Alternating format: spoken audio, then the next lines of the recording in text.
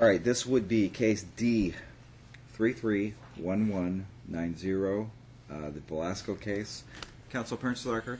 Your Honor, good afternoon. Louis Schneider, 9683, on behalf of Monique Epperson, or Velasco, formerly Velasco. She's present, Your Honor. Okay. Mandy McKellar, Your Honor, on behalf of Antonio Velasco, bar number 10437. He's present in court today, along with my paralegal case manager, Sandra Medina. Okay. I'm kind of looking at your file, and it seems kind of thin compared to Miss McKellar's file. This is half. The other half's at my office. I'm well aware of the history of this case. I've reviewed it. I put a motion on today. I didn't want to review the entire history of this case. I wanted to narrowly focus the situation that we have here. So if I could be heard, Judge. Well, and I've read it. Let's kind of cut to the chase. Let me be very candid about this case. And I think your client probably picked it up in some of the minute orders where there was not the intent to permanently cut off the contact between her. Procedurally, she ended up filing things that kind of stopped me from doing it.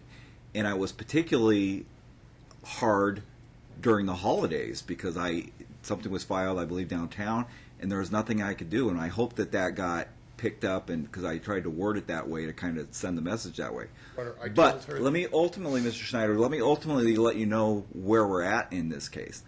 When we're walking out today, I absolutely am going to order some contact between the kids and your client. But I'm also not going to walk away from what was ordered previously, and that being, I know she did the scram. I've got that proof. I know she's done the Levy substance abuse eval. The problem we have is she's never followed through with the second half of the custody eval.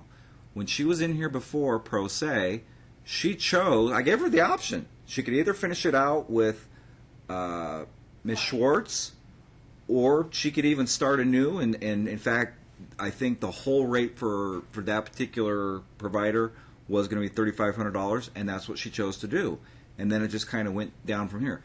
And the reason I say that is because I'm also aware, because it's been brought up through these pleadings, her relationship with Mr. Day. Because I don't know if you were able to look at the child interview report. I did. Okay. So these are things, and I know you practice in the courts that surround me with the abuse neglect. They take kids away routinely when there's domestic violence in the home. Your Honor, I've had an opportunity to explain to my client that given the facts and circumstances, your hands were tied. You also issued an order that you were going to follow the recommendations from Ms. Schwartz, and that's what she recommended. Your hands are tied. I get that. It's a safety issue, Judge. But the other gentleman in this thing, Justin, they're not together any longer. He works for them. But here's the thing, she's trying to use that as some sort of trophy when it was actually used against her early on, because she subjected the kids to that. And if you want me to read portions from the child interview report, she made, and I can kindly say, misrepresentations to the court, because she told me that she told me back, and I'm just reading from the minutes, January 6th of 2016, she stated that she's currently in a relationship with Mr. Day, however, they did not live together. So we sent the kids out for the child interview report, and that's where it was an absolute lie. They were also scared of Mr. Day. So I don't get how your client believes that now that she's finally got it, that she probably shouldn't be with Mr. Day, she tries to hold that up as some sort of trophy in this case, and believes that it was all for naught. Your Honor, just a bit of latitude, Sure. given that I'm fairly new to this case. I understand. Mr. Day, the daughter, said that I saw him push her a little once. So the children were asked about domestic violence. There was no response to that, Your Honor. That relationship's, other than I saw him push her once. I mean, read this. You want to read where both kids say they're scared of him and didn't want to be around him? I saw that, Judge. I Okay, saw that. But I'm telling you, that's why I needed the outsource to be finished.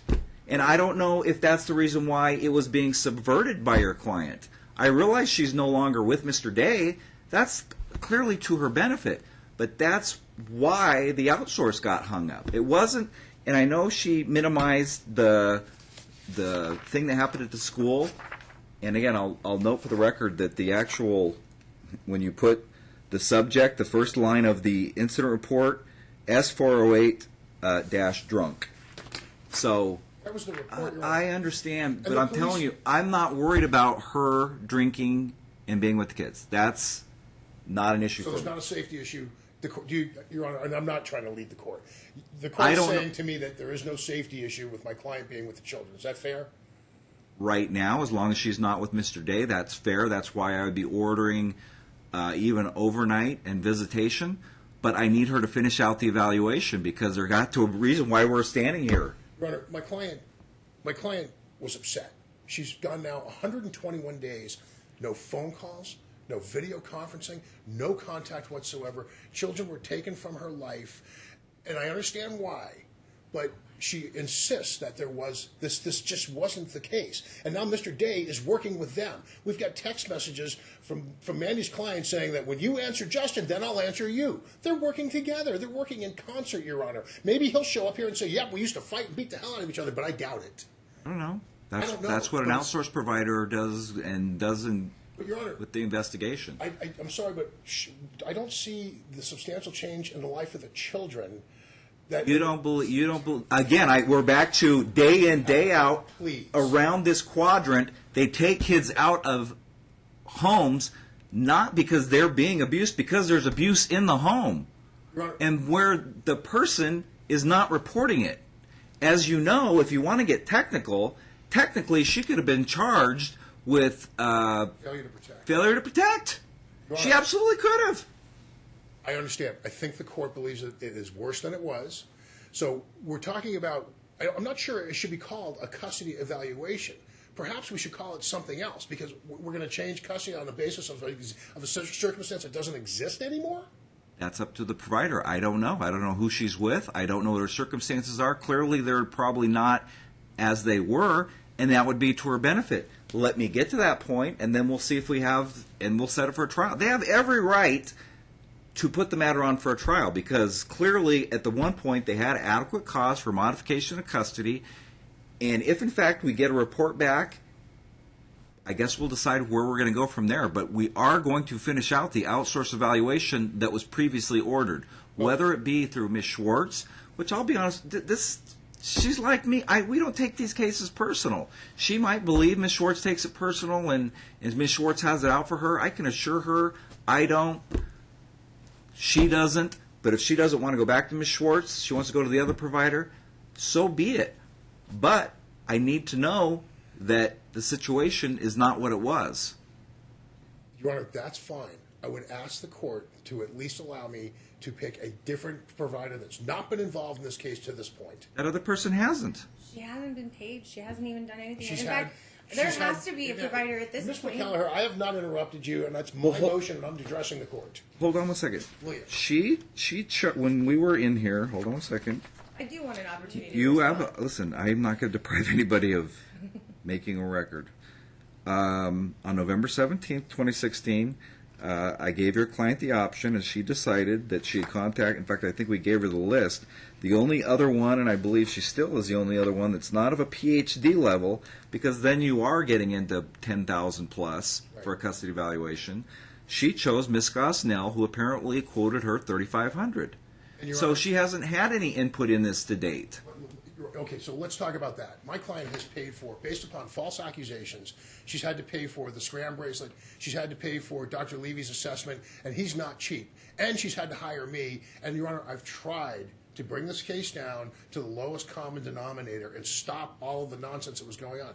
The client is not a trained attorney. She didn't realize she was divesting this court of jurisdiction. So we've had to do a lot of things. I'm asking for a clean slate. An MFT is fine, but these two women have had reports, and Your Honor, and there's one issue that has been brought up, and I'm concerned about it, and I want to make sure we clear that up so that it's not reported to the new MFT. Okay, hold on one second. Let me see. Thank you, Your Honor. I have an updated list. For the court's recollection, the plaintiff hasn't paid one dime of child Listen, support. and Because when I of went that. through this record before, and because I know what they're going to argue, and I don't know whether it's true or not. She filed a schedule of arrears. There's a reason why I've kind of delayed, and ultimately, if we don't have any hearing regarding custody, we're probably going to have some hearing toward child support, past and future, et cetera, et cetera.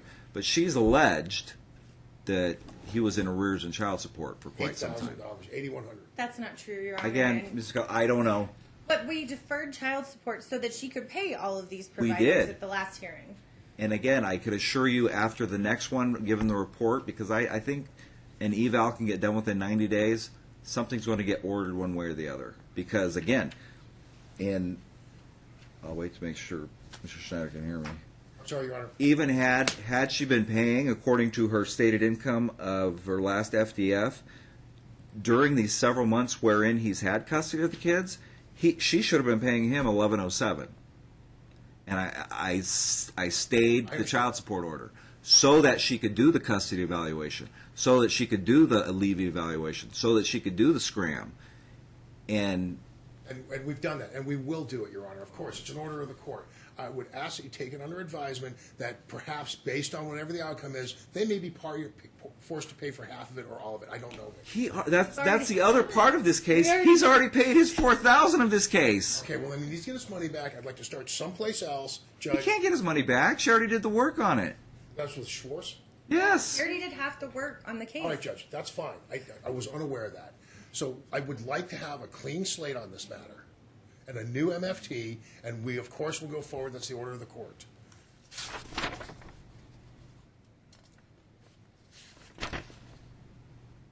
Again, Donna Gosnell is the only one that is not of a PhD level who does custody evaluations. Same thing as back when we were here in November. She's the only one that's not. Or she can finish with Claudia. No, because Claudia won't take this case any longer. Okay. I guess that's the answer then. Or I can give you a list of some of the PhD level ones might be reasonable, but it's got to be someone, as you know, off the list. I don't think you're ever going to get lower than 3,500. Are you having a problem for some reason with Ms. Gosnell? Your Honor, I just want a clean slate. I want it is a clean slate. I haven't talked to anybody. She doesn't know Never this. talked to anybody. She doesn't know this case. She never talked to my client. She never talked to the kids. She never talked to Here's anyone. Here's part of the problem. The father's been texting my client saying, you're going in for a psych eval. My client believes that it's already been set up, that they think she's crazy, and it's going to be a psych eval. I just want... Well, Your Honor, please, would you please ask Ms. McKellar to be a Ms. little McKellar. more professional? Mr. Keller, I think I've actually said it in the past that if, in fact, these Miss, what is she now? Gosnell. Miss Gosnell, but what is her credentials? They're usually, she is an LMFT. She also has her LADC credentials. If she believes, they're trained enough to know or pick up on the fact, I'm sensing some sort of mental illness here, and I'm not qualified to do the evaluation. If no one has talked to her to date. She does not know the history of this case. So your client, in essence, is getting exactly what she talked about, the clean slate. Of course she's going to talk to him. Of course he's going to say she's whatever. But I'm sure she's going to use her professional opinion and filter through that. But if she believes she truly needs an outsourced assessment with a PhD, this court is going to have her do that. My client's concerned that there has already been some communication or files or records sent to Ms. Gosnell. Is that the case? No. She hasn't been paid. She hasn't looked at anything. I don't know. I don't know why she Sent would. her anything? I never sent her anything. I was waiting for her to call me and say when she's been paid so we can send her what she When we left in November of Your Honor, may I ask that Ms. McKellar and myself meet with you privately for a moment? yeah, that's fine. What I prefer is if we're doing off the record, that the client simply go out and then we'll That's call fine, them back Judge. in. I have no problem with that. Okay. Thank you. Wait outside.